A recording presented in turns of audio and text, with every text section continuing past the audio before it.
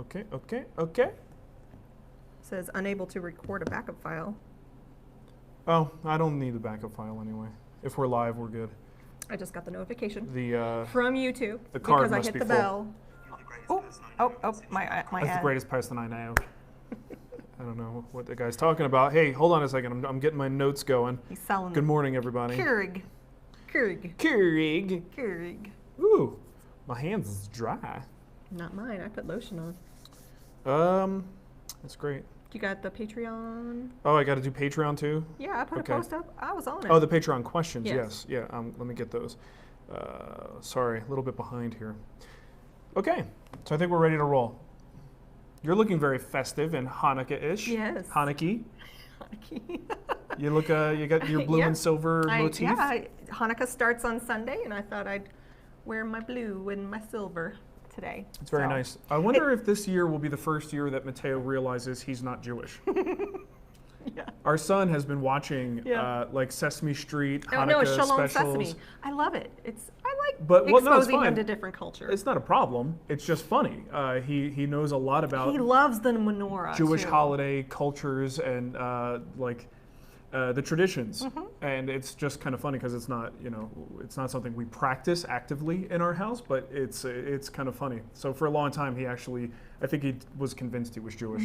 So it's fun. Happy Hanukkah. For Happy Hanukkah. Anyone that celebrates it. Yeah, and hey, check it out. Supporting SimpleCove. Yeah. So it's nice and it's soft. Yeah, it is soft. I feel a little bit like Bill Belichick though. You get that joke? No. Okay. I didn't think you would. There's a few people who will get that joke. Okay. So yeah, I got a nice little sweater, and I'm actually judging a contest he's having. So just Google SimpleCove, find his website.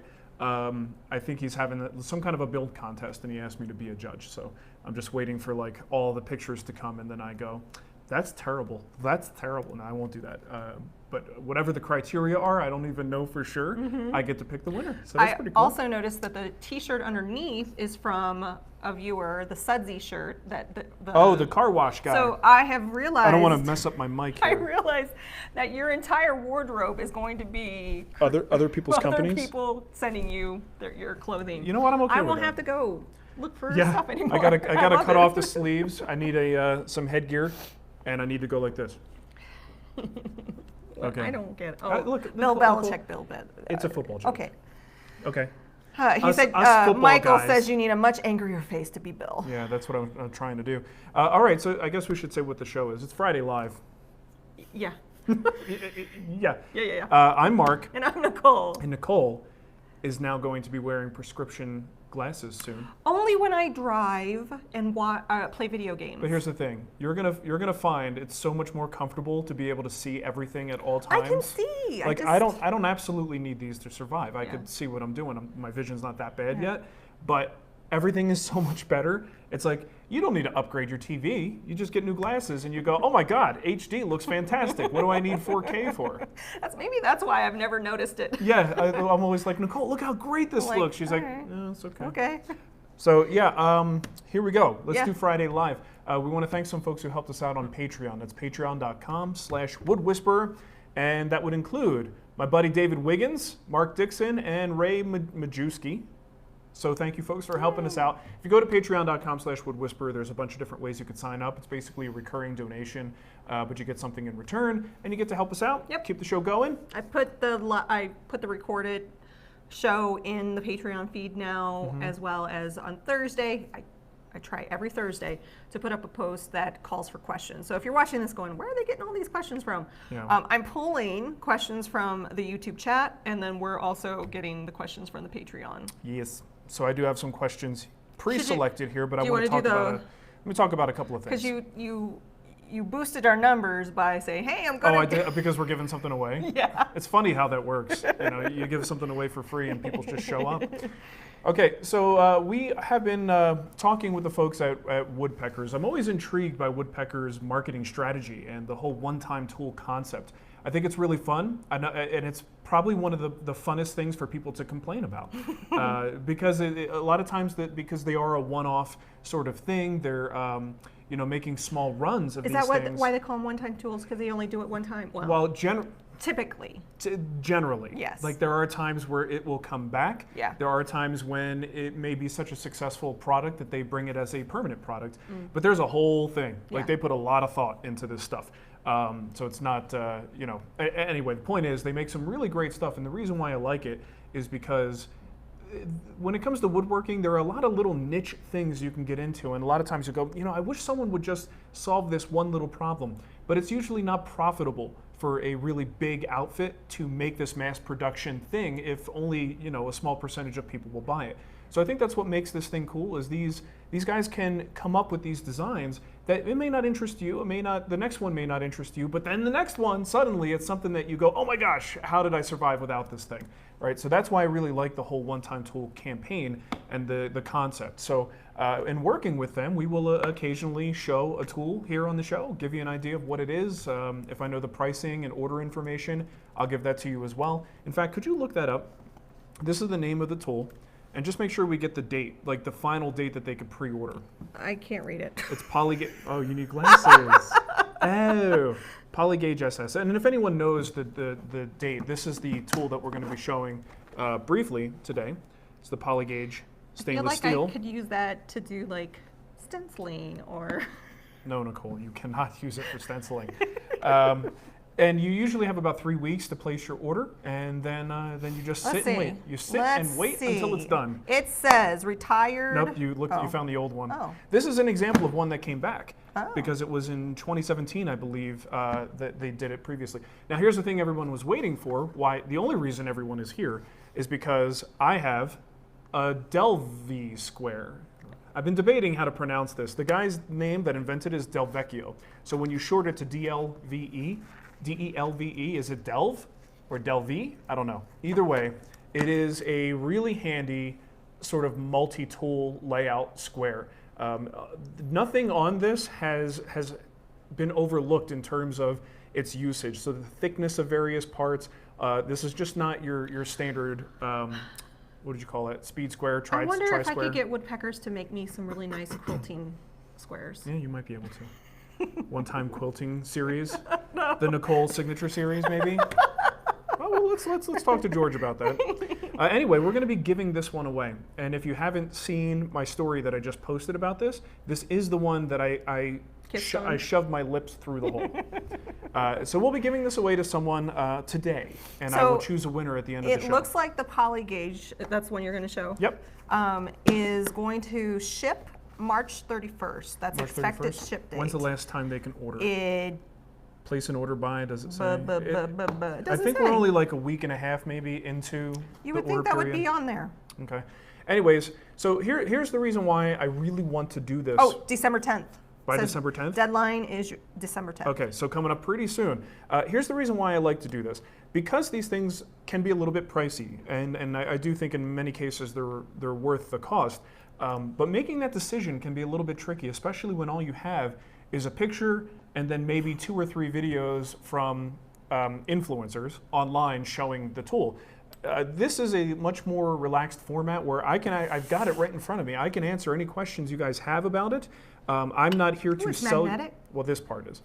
I'm not here to sell you this tool. If you buy one, that's great. But what I want to do is help you in making that decision. If you aren't sure, maybe answering a question for you will get you to the point that you can make that call. What's the point? The point of this is not for quilting, and certainly not for stenciling. Yeah. This is an angle gauge. All right, so it's basically got 5 of, I got all my little notes here. 5 of the most common angles that we would use in woodworking to make things like squares, hexagons, dodecagons, even. Dodecahedron. Yes, that was another one of our kids' favorite words growing up. Timumi. Thank you. So it does of course, a square. It does a pentagon, hexagon, octagon, and dodecagon. So the cool thing about the way this one is set up, just in playing with it a little bit, first of all, you've got this magnet here. So you're able to use this guy perfectly flat, or you could use it vertically. So think about setups at the table saw. You are setting your blade angle, or if you have a miter gauge and you're setting your miter angle that way. So bevels and miters at the table saw. You've got a lift on this guy, so it's not going to lay flat on the table, which sometimes can kind of screw up registration. It's actually off the table, so if there's anything interfering, it's lifted off the surface, which is kind of nice. Of course, you could use it at the drill press. This little handle here pops off, it's just magnetic, pops off and slides into the unit like so. This works a lot better when you're actually on a metal surface. It basically acts as a magnet to hold it in place, right? So if you need to get that perfect 45-degree angle on your, bevel angle on your table saw, you can lock this guy in, and it's pretty much perfect. So you got all the angles here. You got all the little sort of cheater notes to let you know what shape, if you were cutting, multiples and you were making a frame, let's say, what shape that would be. It is all stainless steel. I think the angles are machined to within 8 thousandths. Which is pretty darn good, if I remember correctly. Don't quote me. Somebody said Quiltpeckers. I like that. Quiltpeckers? That's an activity I can get into. Nicole, that's terrible. That's funny. So this is, what is it, 99 bucks? So I'm going to call the name of I'm going to name the show that. Quiltpeckers? That's fine. What is it, 99? 99, okay, so 99. Get it by December 10th if you're interested. Anyone have any questions specifically about this? Obviously, it's a pretty simple tool. Very simple device. There's nothing too complicated here. But if this is something you find would be interesting, you're making a lot of frames of, those particular side numbers, 5, 6, 8, and 12-sided frames, this thing is actually going to be pretty handy for you. Bill said, just saw Mark do duck lips through the woodpecker square, and I had to drop in. I knew that would get people coming. I know, right? See, the reality of it is, I've got some pretty substantial lips. Yeah. And I've adapted a habit of keeping them kind of tucked in to reduce them, but when I let them out, it looks kind of like a bee stung my face. Or like, oh my gosh, I get some weird Instagram requests for people, and it's always these accounts where it's clearly not that person, like all the attractive women who for some reason want to be my friend on Instagram. And I'm like, oh, I'm so lucky. You're so fortunate. And there was one lady who just, oh boy, she had some lips. Yeah. She had, what is that, Botox that they get? No, it's called, collagen. Collagen. Oh boy, it looked painful. All right. Anyways, so that's our little woodpeckers talk for the day. And if I see woodpeckers questions come through, I'll pull them to the side. Oh, and just to give you an idea, full disclosure on this stuff. This is something I'm really big on these days. We've always disclosed everything, but I think there's a sense of clarity that can be added to these things, so you guys know exactly where this is coming from. I don't know what they're going to be sending me. This is up to them. They're going to send me some of these OneTimeTools as, I guess, prototypes so that I could show them on the show if I choose to. I'm not being forced to show anything. This is completely on me. If I feel like showing it, I show it. If it's a tool that I have no use for and I want to give it away, I can give it away. If I talk about it on the show, I then send Woodpeckers a invoice. I'm not going to say for how much, but I will send them an invoice. So I do receive these products for free. But I will also be giving away a lot of products. We're sharing the love. We're sharing the love. Just so you understand where this is all coming from. But of course, any opinions on this stuff are 100% my own. I don't have any skin in the game in terms of like this particular product succeeding. I can tell you right now, this is probably not a product I would use a lot. I tend to set up my bevel angles. I have other ways that I do this. So I personally would probably not buy something like this. Would that be something for somebody that's doing a lot of setup? If you're doing a lot of angles, bevels, miters, and I think if, it's a workflow question. And sometimes in woodworking, you establish a workflow, and if I had this 10 years ago, maybe that would have been part of my workflow.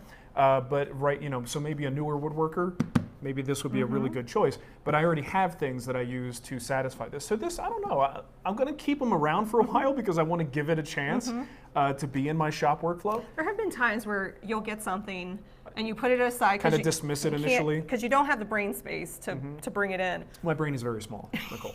Yes, there's only so much in here. It's actually the size of a peanut. The rest of this is all Dunkin' Donuts coffee. I think it's interesting. And my little peanut brain is floating in the middle.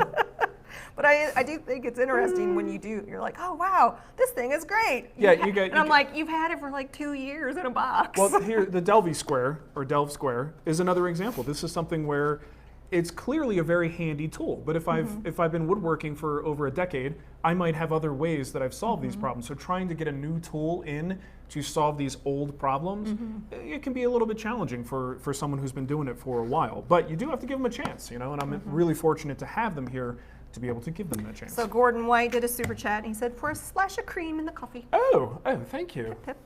Pip, pip, cheerio. I don't know why I did that. I don't know. You're weird. AM Craft, also Custom Woodworking, also did a super chat and said, I was wondering if you could explain how you utilize the drum sander in your workflow. Yeah. Speaking of workflow, will you use it to prep faces to clean up before gluing? Okay. Yes, I will a lot of times. The machines, even with a helical head on a jointer and planer and a really good blade on your table saw, you're almost always going to have machine marks, right? And those can be scraped away. You could use a cabinet scraper, you could use a hand plane, card scraper, or if you have a drum sander, a lot of times you can just give it one final pass through the drum sander. I think a lot of people get mixed up, initially, they think of a drum sander as kind of like a planing, thicknessing tool, which it isn't. It's a finishing tool. So I usually keep a higher grit on there, and my goal with that is to simply, get, of course, all the pieces nice and uniform, but most importantly, to get that initial run of mill marks off of the surface. So then I could take it to the workbench and finish it, and I don't really have to hit my boards with 80, 120, even 150 grit. A lot of times right off the drum sander, I'm going right to 180 or 220, or maybe a quick scrape and then a little bit of sanding. So it's actually saving me a lot of sandpaper in the long run. But it is primarily a finishing tool. It is not the last tool that I'll use before assembly and actual finishing. I do like to do a lot of that finishing stuff by hand, because a drum sander, even when the grit is like, let's say you use a 180 or 220, it's not quite the same as 180 and 220 at your workbench. The tool is just more aggressive, so the lines tend to be a little bit deeper cut. So I always do some post drum sanding processing at the workbench. Alex Kilpatrick says, it's pronounced like shelve or delve, since you delve further into woodworking. Okay, and I was having this debate with Matt and Shannon texting this morning. Both of them were in favor of Del V. And I said, Del V is not part of the guy's name. The guy's name is Del Vecchio. So the only option, if you're actually abbreviating the guy's name, is Delve, because Delve. he's not Del Vecchio, right? So it's like GIF or GIF. Right. So okay. Well, if that's the truth, then we'll go with Delve, Okay. and Matt and Shannon can suck it because they don't know what they're talking about. That was funny. You want to do a Patreon question? Well, I see Michael Zellman is asking any hints of what next year's projects might be. I don't really know what the free site projects will be, but the guild site projects are always on the guild site, so those should be posted. Probably need to add a new one, right? Yeah, we're ready to add some more. Yeah. Yeah. My brother's going to need furniture, so we could probably build something for him. That's true. Okay, so should we do some questions? Yeah. Okay, so David Wiggins, he says he's looking for a NOVA 58,000 DVR drill press. Any experience or thoughts, or just go with a Powermatic. Happy soon to be Friday. Okay, so David, I'm going to be a little bullish on this, and it's no offense against NOVA, because I think they make a fantastic line of tools. That drill press is pretty amazing. If you haven't seen this thing, it's a very digital device, right? There's a lot of settings. You've got a little screen where you can tell it the type of wood you're using. It's making a lot of decisions on the RPM and just trying to think, like bit size. There's different attributes that you tell the drill press, and it will make those adjustments for you, whether you're using like a wood or plastic or drilling metal. It's too much. Like if you're just doing woodworking projects, the things that drill press can do, it's totally it slices, it dices, it slices, it dices, Julia. it does everything that I don't really need it to do. Yeah. And it's amazing. I think if you are, let's say let's call it a general maker, so you're someone who is working with a lot of different materials, maybe a lot of different types of bits, it might be something you'd be interested in, because you may not remember, oh, I got to slow it down for this material. For me, I'm using wood, and I almost never change my speed. And that's partially because of laziness, but also because it's very forgiving. Even if I don't have the optimal speed at the drill press, I can usually get really good results.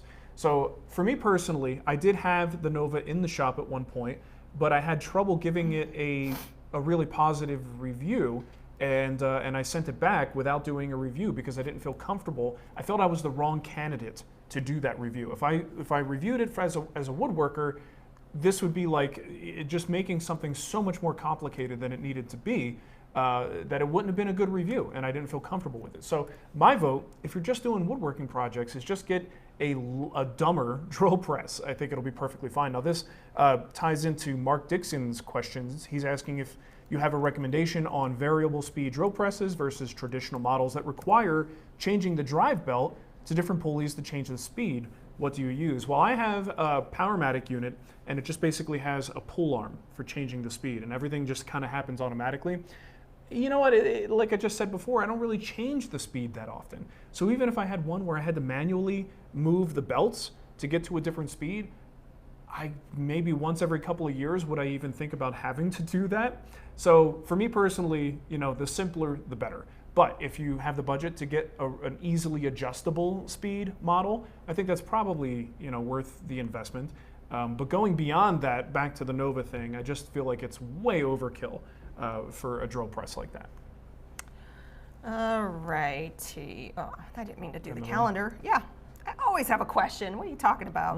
Air weaver balloons. Okay, so if there is time for a chat room, tons of info out there for end grain cutting boards. What about side or long grain? I like the designs. Why avoid them? Besides end grain taking knife marks well. He also asked about breadboard ends on cutting boards, if that's... Well, I mean, I guess people like end grain better. It's if you're just calling like... It's more sturdy, because I've had long grain boards just split. Yeah. Well, end grain cutting boards will split too. But I feel like they're just more beefy. Well, ultimately, if you're looking at the world of cutting boards, the end grain cutting board is the most high quality cutting board. And I think that's why people make them. Excuse me. They're a little more challenging. You got to really think ahead. You've got to, especially if you're making some kind of a design, you really have to kind of think 2 or 3 steps ahead. In fact, a lot of times you're reverse engineering. You look at the design and you go, that's what I want it to look like. Now, how do I make that? Because it's kind of a complicated process. I keep hearing noises. I think Dougie's chewing on the drywall. I didn't put him away. No, it's the neighbors hammering, the neighbors getting a new roof put in. Okay. So that's what it is. Okay, I feel better now. Yeah. Sorry. So yeah, and then of course, end grain is generally considered to be better for the edge on your knives. So I think it's the favored design if you have the skill to build it.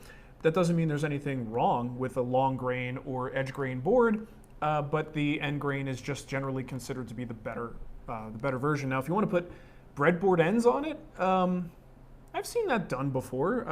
You know, breadboard ends do help things stay flat. So if you've designed them properly and they are there to help restrict movement, bowing, I should say, but still allow it to expand and contract like a breadboard should, I don't see anything wrong with putting them on there. It's definitely making a pretty fancy cutting board.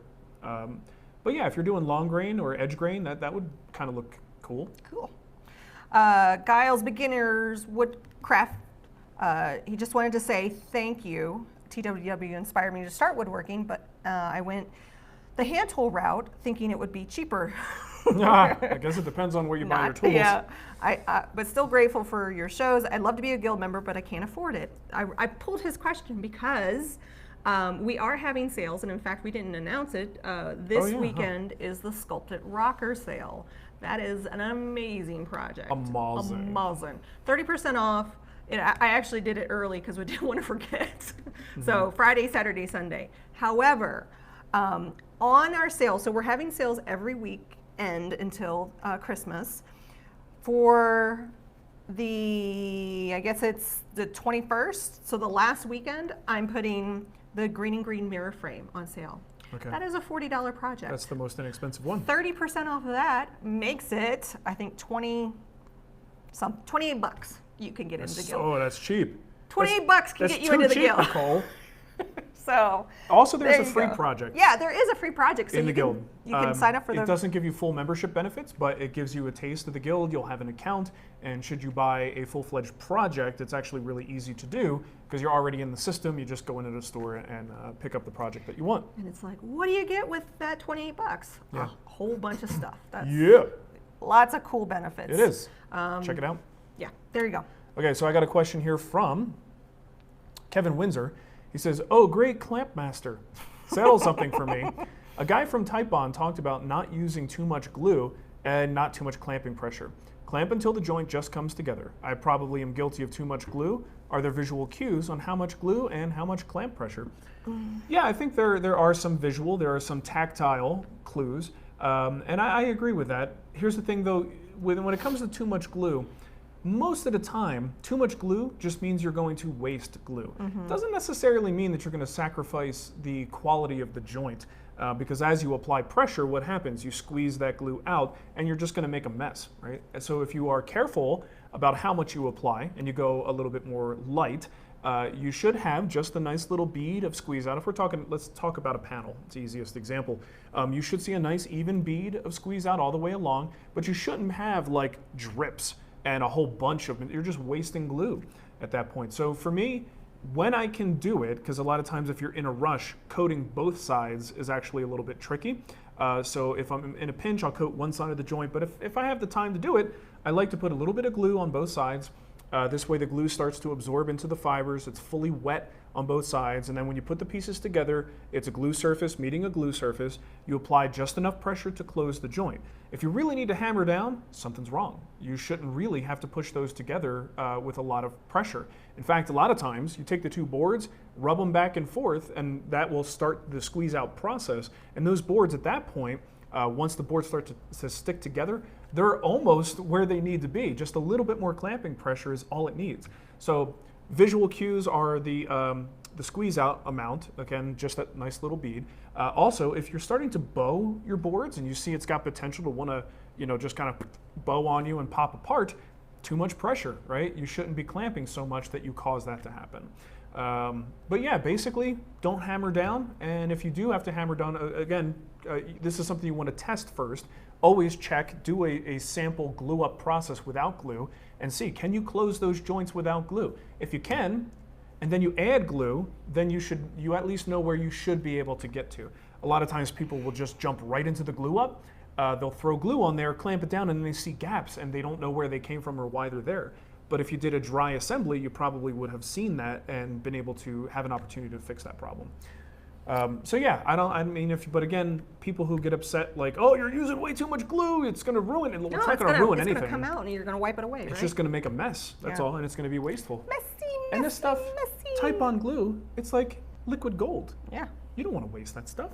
Ben Atkinberg, he was saying that in response to this guy, he's like, when I was at Marc Adams, I was really surprised to see how I apply too much glue. Comparing his work to all the other students in the class, he realized that he's like way too heavy-handed with his glue. Part of the problem was, that scene in Dumb and Dumber where he squeezes the ketchup and mustard at the same time? Yeah. That's kind of what Ben was doing at his workbench, so, yeah, a little excessive. Question from Alan Lilich. What's the laser level you use to lay out the platforms for your alcove cabinets, and do you like it? So here's something you may want to put in our Amazon store if it's not already there. Oh, look, there's some liquid nails on this. It might already be there because I did link to this in that project, in the project write-up. So it's just a little DeWalt laser level. This is not something I use all that often, but I bought it a couple years ago. I think it was actually on, you know how in Home Depot at least, they have that one end cap where stuff is reduced or it's an open box item and it's a little bit cheaper. I found it there, and it's just a simple laser level. It's the DW08, excuse me. Burp was like controlling my life for about 5 seconds there. DW088. Very simple unit, and for my purposes, it does more than I need it to do, considering I'm terrible at this construction stuff. So that's the one. That's the one I'm using. That's the one. So then, speaking of Ben, I do have a question from Ben. Okay, but I just got a super chat from Joseph Mensch. Okay. He said, "Here's $50 for a guild project for for the beginning woodworker person you just spoke of. Happy holidays. Pay it forward." Did you guys hear that? So Giles, I just messaged you in the chat. Please send me an email and I will get you hooked up. Who's the beginning woodworker? The Giles, the one I just talked about, Giles Beginner Woodcraft. Oh, that's what he said. Yep, okay, yep. I missed the name of the. You were busy talking. I didn't want to interrupt you. My lips is moving. I know when you get in a flow, I time it. You want to stay out of my way when I'm in the flow. So Joseph, thank you. Joseph, that's awesome. You're a very generous person, and Hope everything's going well with you and the family. Yeah. Joe is the man. Joseph, actually, I think it was like last year, maybe? No, we were in Arizona. It was a couple years ago then. Boy, time flies. Meanwhile, as I post the picture on Instagram of my your old video iPod, right? Joseph bought me one of my most prized possessions is my Bridge City squares. The two squares he bought me as a gift. Bridge City sounds like a rock band. Bridge City! We're going to Bridge City! Yeah. It sounds like a Kiss cover band or something, right? Yeah. Okay, or Cheap Trick. Okay, so Ben, our good buddy, Yep. he says, I recently built some cabinet doors for friends who had built some built-ins, and now they have a baby that likes to get into everything. So the built-ins are not square. The bottoms are about a ½ inch narrower than the tops on both sides. So it kind of is going in like this. So he built the doors, and he says because of this, the doors don't meet perfectly, or I'm sorry, they meet perfectly at the top with the perfect gap, but not at the bottom. They actually overlap at the bottom. So I asked them to send me a picture very quickly this morning because I wanted to just make sure I had this visual down. So it's an overlay door, face frame. This is something that, like, ideally the face frame corrects any squareness issues, and then by the time you install the doors, it's a lot easier. Here's an issue where the out of square nature of this space has kind of translated into the next phase of the project, and that's the face frame and the doors. So now he has to figure out what's the best way to handle this. So hinges are a good example. Depending on the type of hinge you've installed, some hinges will allow you to adjust. It depends on how much, but a lot of these hinges have like 6-way adjustment. So you should be able to pull the bottoms in while keeping the top fairly close to where it needs to be. Worst case scenario, you may have to taper the stiles of those doors just slightly. In a case like this, I would use the hinges as much as possible, but I also don't want a door that is obviously out of square with the frame, right? So it's one of those things where you might even split the difference a little bit. We're not going to change the built-in frame itself. That's next level like surgery on this piece. But what you could do is between angling the door with your hinges and also maybe taking a hand plane and just putting a little bit of a taper on both of the doors, a slight taper may not be that noticeable, right? So take a little bit off, and I'm talking like maybe a 1/16 to an 1/8 off of each door, and then using the hinges. Between those two, you can kind of split the difference so that when it's refinished, it's white painted, I believe. Once you reapply the paint on those doors, hang them up, the average person's eye will not see the discrepancy, but it's a matter of splitting the difference between all your different options for correcting it. That's how I would do it, but as I've shown in my Instagram feed recently, I am a terrible trim carpenter. Yes. I am not the guy that you would want to hire for this job. We should thank Greg for coming in and helping you. So Greg, a local woodworker, really nice guy. Met him at one of our meetups at Your Own Two Hands, My Own Two Hands? My Own Two My Hands. Own Two Hands. Makerspace here in Littleton, Colorado. Really nice dude, and came in yesterday afternoon. Nicole was like, please help, Mark is terrible, and he needs help. He's over his head. He's way in over his head with this home theater project. And he came over and we knocked out all the baseboard last night. He taught me a couple of tricks, that would have taken me like 5 times as long to figure out on my own. So thank you, Greg. I don't know if you're watching this, but I appreciate it. So we got another you would think it's the holidays where we're getting into the spirit of giving. I'm doing a lot of stuff like this. So Michael Lusk just gave us another $50 to help another new woodworker. So this is something that once in a while, like, I wish we had a better system for this. People do like to buy guild projects for other people. Like, they get into the guild, they experience it, and they go, not to toot our own horn, but they're like, this is pretty fantastic. Like, what we've created there is pretty awesome, and the community is awesome. And they want other people to experience that, but it is something that costs money. So a lot of, folks who are in a good financial position will say, here's a few bucks, get someone else to Tyler experience just this. brought up a good question. He says, seeing the generous donations from chat members, did you guys abandon the guild scholarship? I remember I haven't seen that mentioned in 2 years. So I was doing that guild scholarship. It was a lot of work to manage all of that. And I want to get back to it, but it's just with everything that went on this year. To manage. We didn't even get a chance to do Woodworkers Fighting Cancer this year. it is what it is. There Yeah. were reasons. You guys probably know them by now. But that's disappointing that we weren't able to do Tyler, that. what I'm going to do is I'm going to revisit that in 2019. Everything should be calming down in 2019. You're not going to be doing a lot of traveling. I've already turned down about 3 different trips, including that Australia one. I told John that I would not be able to do it because, I mean, I will be doing a little bit of traveling, but very strategic things. Yeah. I'm not teaching. I'm just focusing on building stuff, filming stuff, and putting it out there. Yep. Okay, let's move on to the next thing. So there you go. So thanks for asking, Tyler. I'm going to put it on my list of things to look into again. Mike just asked real quick, have you had a chance to meet James King and his girls, as he put it, since moving to Denver? Yeah, I actually met James, I think just as he was really starting his channel. James bought my DeWalt battery-powered miter saw, right? And we had a couple of meetups at Breckenridge Brewery, and I don't know if he, remember the day when I took all of those floor pads? Yes. And I basically was like, take them, guys. Like, who wants them? You can have it. So between that, I don't know if James took any of the floor pads, but he did take that saw. So yeah, I met him. I met his daughter. I met his wife. I think I only met one of his daughters. Yeah. But yeah, very, very nice family. Great bunch of people. Very smart guy. I like following James on Facebook because he's a chemistry nerd. And even though I did horrible in organic chemistry, some of the jokes that he puts up, I'm like, I get it.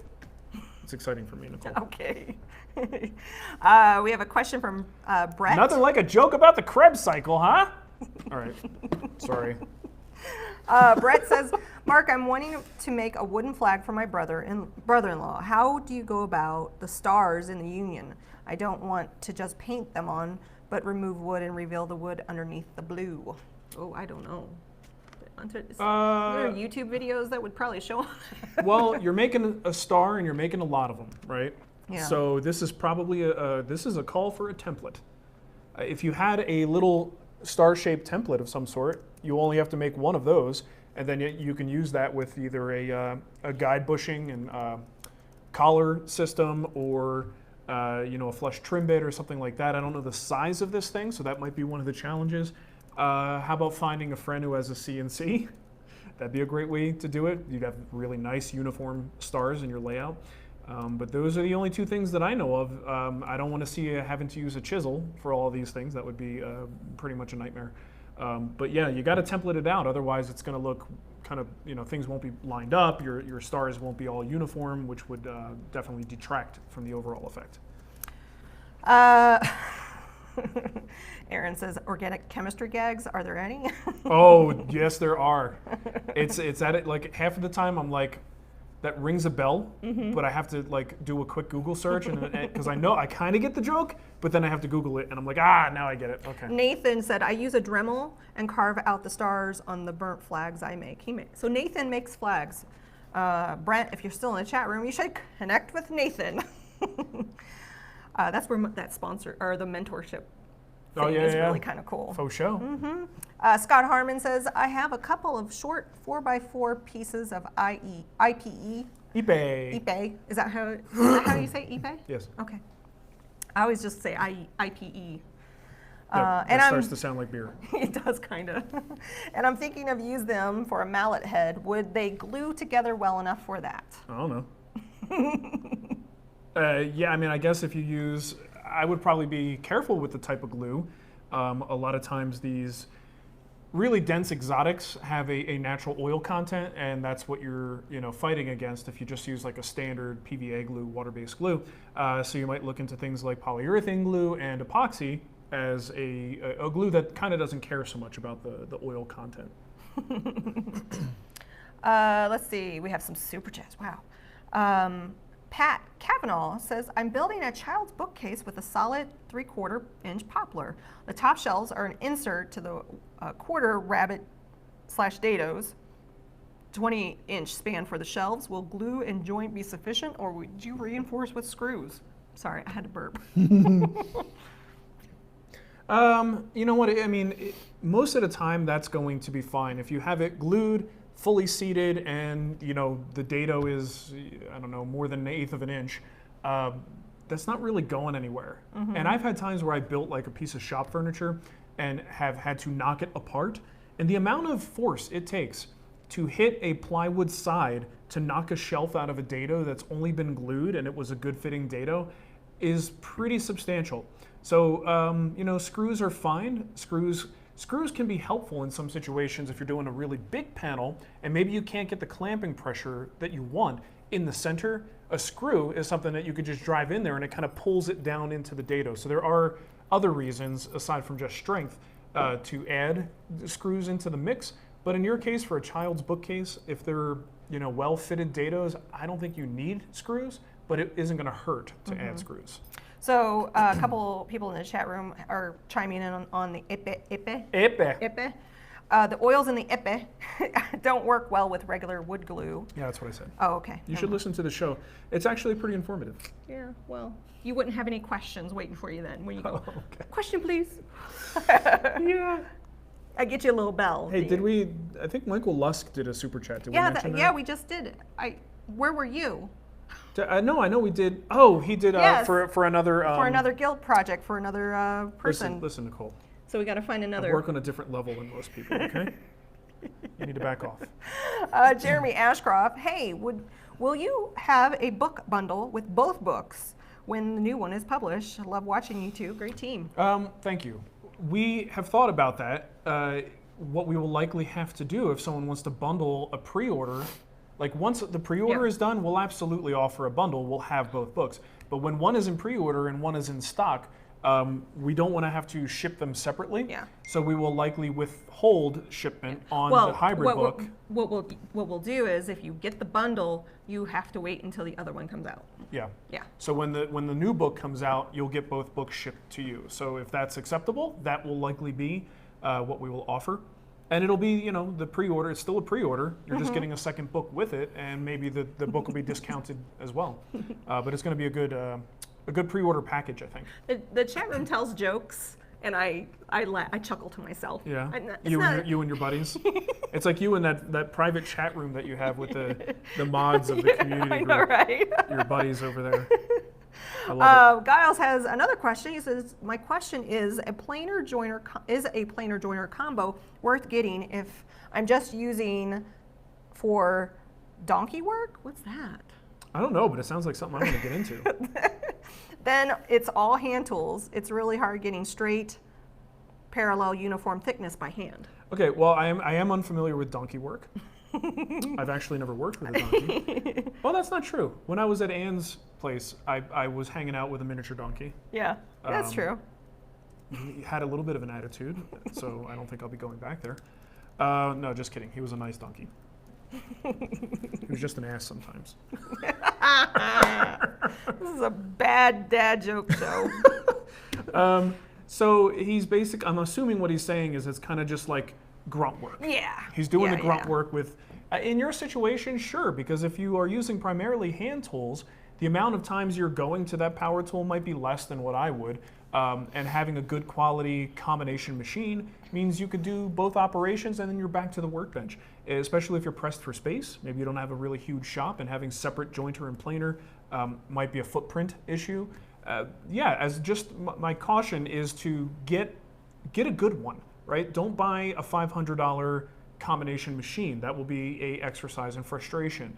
Buy one that is over $1,000, right? So we're talking, I think Laguna makes a really good one. Jet has a floor standing that's really nice. I think Grizzly has a floor standing. Those are I think the Jet and the Grizzly, if I remember correctly, if those are still on the market, those are the two sort of entry-level floor standing ones that I would have you consider. Going cheaper than that, I feel like you're going to have problems with it. So, yeah, that. But joiner planers, oh boy, once you start to get into things like Felder, Minimax, what's the lower company? It's owned by the same parent company as Felder, but they make similar tools, but it's a lower price point. I can't remember their name. They're one to consider as well, but they're pricey still. We have a question for Dyslexic Dog. I love the show and watch every week. Thank you for all the things you do for the community. I need help. How do you get past the anxiety of making the first cut in expensive stock? This is a classic problem, and it's one that I risk forgetting what it feels like. I feel this way with fabric. Sure, but eventually you won't. Right. Well, I've gotten over it. I've learned that I can fix my mistakes. Yeah. Even though it's fabric and you cut it, I can still fix it. There's a similar answer for woodworking. Yeah. Once you know how to fix problems, you don't fear the possibility of making a mistake. As time goes on, you get more experience. You are less prone to making mistakes because you know how to think through the process and you kind of can predict what's going to happen. For instance, if I'm resawing something at the bandsaw, I know that until I start cutting that wood, I'm not really sure what it's going to do. I don't know how much bowing I'm going to have once I release that pressure. So I know to oversize my cuts to make sure I have enough room to rejoint and replane if needed. So it's really just a matter of experience. Over time, you will build up a anxiety callus that will prevent you from worrying about it. So if I'm working with a prized, look, if someone here's where I get nervous. If someone comes to me with a prized piece of wood and says, hey, can you help me resaw this thick board into 2 boards? Then I get nervous because there are times that my bandsaw has done things that I wasn't prepared for. Cremona recently basically sawed down with his bandsaw mill a giant piece of bubinga, like a wide slab of bubinga in half. He resawed it in half because I think it was like a big 8/4 or maybe even 12. I don't know what the thickness was, but I'm like, dude, that's brass balls right there. Because anytime I resaw for someone else, I've had my own resaws go haywire that if I'm working with someone else's prized piece of material, that makes me nervous. Now that aside, everything else, you just kind of build up a tolerance for it. And I could take just about any piece of wood and cut it, and I don't really even think about the possibility of mistakes because that's just part of the game, you know? Make Brooklyn did a super chat. Get Dougie some kibble on me. You two already have plenty of coffee. You think? Look, you know what? Dougie needs more than kibble. He needs these yak chews. He chews What we everything. need to get him, we need to get him a necklace of chew toys. Because what happens is the chew toys, they get under the couch or he takes them outside. Millie steals the yak. The yak bones, she does. Yak bones. And then he hides them. He hides his little treats in cushions. He hides them in flower pots. Yes. And he forgets where they are. I've never had a dog that hid bones before. Yeah, me either, which is kind of funny. Yeah.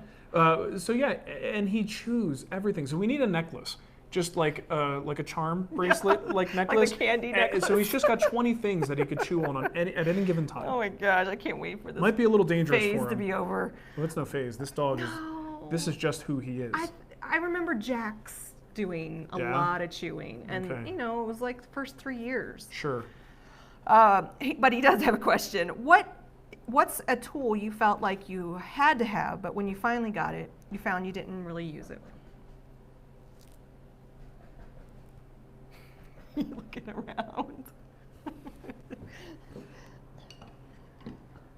These are my stainless steel crocheting knives. needles. Okay, so these are from Lee Nielsen. They are sharpener? draw bore pin helper dealies. Okay, so when you're making draw board joints, you have an offset hole, and when you drive the pin in there, the pin forces its way through and pulls the joint closed. That could be a little bit dangerous because you're putting a lot of pressure on the wood. So as it travels through and works its way around, there is potential for splitting, right? So using these little tapered shaped things, you can actually put those in the hole ahead of time, tap them down. That simulates what one of the pegs would do. So you pop this guy in there first, that pulls the joint closed. Now you can actually have a clear path to pop your peg in, and then when you pull this up, the peg is in place. I've never used them. Yeah. I bought these about 6 or 7 years ago, and they have sat in the same place Decorative. because I haven't made any drawboard pins. I feel like I could sit here and just do your little crocheting. Thank you for not knitting. So yes, there's an example for you. there you go. I just had to have them. Aaron, Chris, hi all. No question, just coffee. Thanks, Aaron. Oh, okay. I think we're probably finishing up here, aren't we? Yeah. Okay, so anything else we gotta knock out of the... I still have a ton of questions. Let's do a rapid fire. Okay. Let's answer as many as I can. So if like you're 5 asking minutes. questions in the chat now, it's too late. And stay tuned. If you tuned in late, we do have a Delve Square to give away on the show. Here's the thing. Woodpeckers is pretty generous with this stuff that they gave us. Look, I don't want to brag, but I've got about a dozen of these. Okay. I guess I could say it because they're not mine. Well, These are future giveaway items. And we're going to give some to the mods, too. Oh, we are? Yeah. Why? Because I said. Those guys are jerks. So yeah, we will be giving this away before the end of the show. All right, so we have one from Andrew. Hey, Mark, I had a question about breadboard ends. Okay, we already talked. Oh, on tables, is there any advantages of doing multiple mortise and tenons versus one long mortise and tenons? I don't use glue. I draw a board with elongated holes. Yeah, you know, I mean, a lot of people will say there's a certain point where you want to break a large tenon up into multiples. What that point is probably depends on who you ask. I would say once you get over like 4 inches, you start to get to the point where I'm thinking, maybe it's better to split those up. Wide tenons do have, potential movement issues. So that's my breaking point. If I have something that's, approaching that 4-inch range, that's when I will try to split it up into multiples. All right. Let's see. Airweaver Balloon says, when will we see a plan for that new tapering jig? Add that to the list of things I don't have time to do. It's not Andy's fault. It's 100% my fault. But I'm trying to get a bunk bed video edited, trying to get the my drawer organization video edited, trying to do the home theater project, which doesn't have any video associated with holder, it. The bunk bed. You got to do your lollipop holder That's voiceover. Right. Yeah. The bunk bed, the coffee table for guild members. There's just too many things right now. We're gonna make a. We're gonna sit down today. I had a crisis moment this morning. I know. Once in a while, I handle every couple everything of months, with let's sit down and look at the calendar. So that's what we're gonna do. Every couple of months, I get to a point where I'm like, Nicole, help me. It's too much. I can't get anything done. I got the book deadline. I've got stuff to do for Matthew for the book. There's a lot, and I like to complain. So. Yeah. Oh, no, you don't. You take on a lot. Julius says, how high a grit do you use on a drum sander? Is 220 the highest you go? Yeah, 220 is the highest I would ever go, and I almost never use that. The higher you go, the easier it is to burn, and the quicker I find that paper just kind of gums up because it's so fast and it's building up a lot of heat.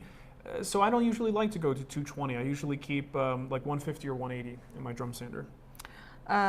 We got, Matthew Hall, I have kept everything in my shop mobile. Any recommendations for wheels other than Rockler wheels? I'm open to custom or bolt-on.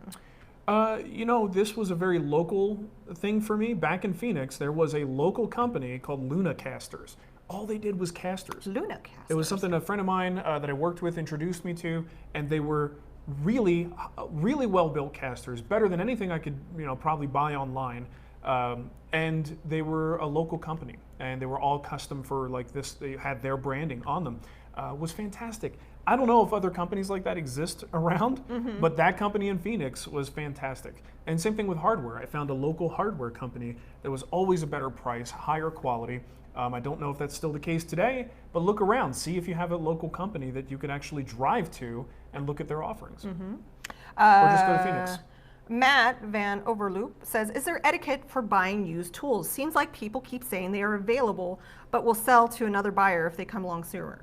That is the name of the game. If you got cash in front of me, I'm going to sell that tool to you. Well, it also helps, when you're talking to a hand tool user, to grunt a little bit. So, Stop it. Like that.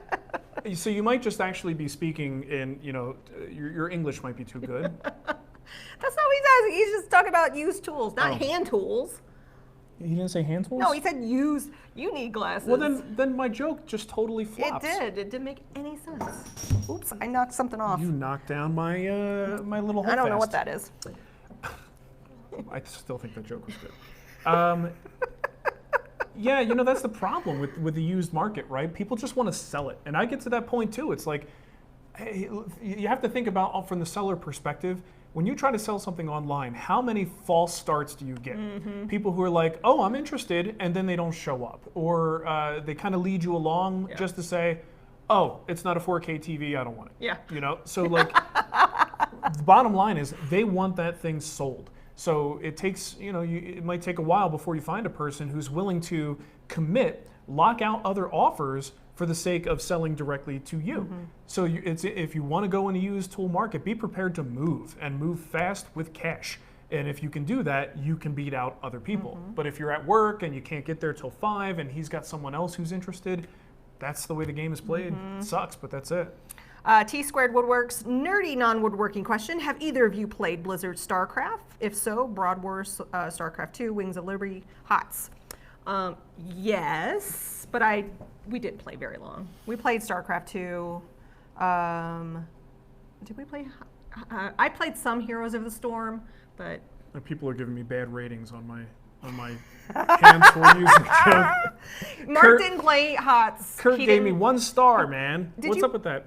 You played a little bit of StarCraft 2, but you didn't play a lot of it. I played a little Heroes of the Storm. I played back in the day. I played StarCraft. I remember playing early on a laptop in when we lived in Carlsbad. Oh. And I was playing on, I think it was StarCraft 2 at the time. No, StarCraft 2 didn't come out until like. Okay, look. But yeah, that type of game, the super heavy duty competitive top-down games are not our favorites because we suck at them. Right. We were really into World of Warcraft. We were really. I kind of got into. Is it Hearthstone? Either way. Yeah. But yeah, you're just concerned about how your joke did. Did you say? No, he's laughing at you because you said Broad Wars. Brood Wars. Brood Wars. Sorry, I need glasses. Heroes of the Storm is actually if I was into that format of game, that would be the one I would play. And we did play a little bit, but it's just too many other things to play. Greg Brown, do you have a guild project recommendation for an extremely limited shop? And somebody had said, how much does it cost to get into the guild? It's whatever the project price is. You only need to purchase one project, and you're in the guild for life. And yet, not to again, too many video game questions. But it's hard when people keep mentioning it. We love video games, so you guys talk about them, and then all the people who don't play video games are like, "Boop! I'm going to go watch something else. I'm going to watch Cremona in his purple pants." Yes, Red Dead. I actually am almost finished. You need to finish answering my question. I'll get back to it. Okay. I'm almost done with Red Dead. I'm in the epilogue point of past chapter 6 into the first part of the epilogue. Okay. What was the question? Oh, limited tools. Limited tools for a guild project. I always recommend the shaker side table, shaker nightstand. That particular project is a great study in fine woodworking. Just in terms of drawer construction, cutting dovetails, making a top, doing an underside bevel on that top. So you've got panel glue ups, you've got tapered legs. These are all things, and there's mortise and tenons. These are all things that lend themselves well to a learning experience, no matter what tools you're using. So I think, and it's who couldn't use just another beautiful end table for their house? And this is the last question because I have to go pick up Ava. Oh. Reed says, hello, as a guild member, is it possible to get my projects translated to another format? Nope. Step, whatever IGES is, as a mechanical designer of another high-end CAD package I use. If it's possible, by special request, I don't have the ability to do that. I would go, hey, Brian, do you know how to convert our files to this? If it's something that's honestly just a simple file conversion, sure. If it's something that actually requires labor to produce, we don't have enough people asking for that to warrant me to pay someone else to create that file. So hopefully that answers your question. All right. So let's pick a winner. I'm picking a winner. Oh, good, because I was going, I don't know who to pick. Marc Nylan is in the chat room. He was my first mentor in the guild group that finished his mentorship. Oh, nice. He had two mentees. Good job, Marc. And I'm going to give that to you, Marc. There you go. You were awesome. I'm committing, this delve square now belongs to Marc Nylan. There you go. You want me to put my lips through it again? I'll lay off. Yeah. It's starting to get gross. We got a guild project going to Giles, and let's pick one more person. Let's see, who should we give the guild project to? Who do you want to give it to? Guild winner? Yeah. I got questions here too. Someone more of like the beginner woodworker question. How about the guy who asked the one we just answered? Greg Brown. You get the other guild project. Email me, Nicole@thewoodwhisperer.com, and I will get you hooked up. All right. All righty. I think we're good, right? Yep, I got to go pick up Ava now. I got to go coach a football team, so I'll be back. Thanks for watching, everybody. Yes.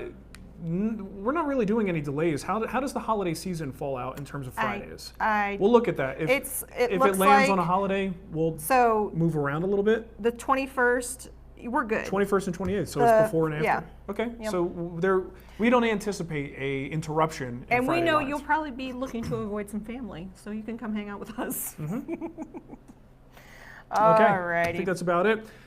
Thanks, everybody. Have a wonderful weekend. Yay. We'll catch you next time. Bye.